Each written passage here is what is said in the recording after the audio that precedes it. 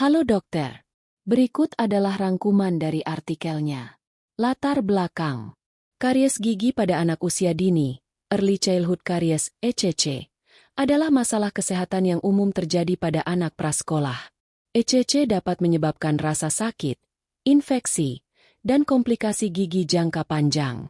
Berbagai faktor, termasuk pola makan, status sosial ekonomi, SIS, dan kebiasaan membersihkan mulut, berkontribusi terhadap ECC. Paparan asap rokok sekunder, merokok pasif, diduga sebagai faktor risiko potensial, meskipun mekanisme biologisnya masih belum sepenuhnya dipahami.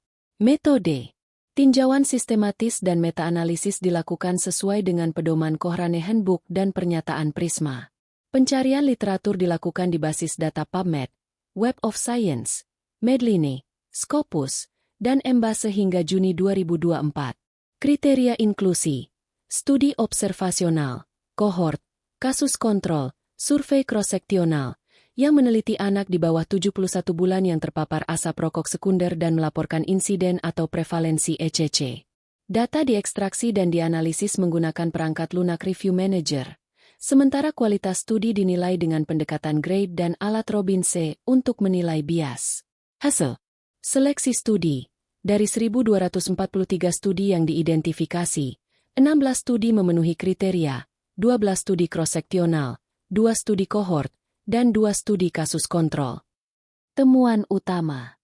Studi cross-seksional, N11, menunjukkan bahwa anak-anak yang terpapar asap rokok sekunder memiliki odds ratio, OR, sebesar 1,77 untuk mengalami ECC. Studi kohort, N2, menemukan bahwa anak yang terpapar asap rokok sekunder sejak bayi memiliki relative risk, RR, sebesar 1,45, menunjukkan peningkatan kejadian ECC. Studi kasus kontrol, N2, melaporkan OR sebesar 4,46, menunjukkan risiko ECC yang lebih tinggi pada anak-anak yang terpapar asap rokok sekunder. Penilaian risiko bias. Beberapa studi memiliki bias tinggi hingga sangat tinggi, yang mempengaruhi kepastian keseluruhan.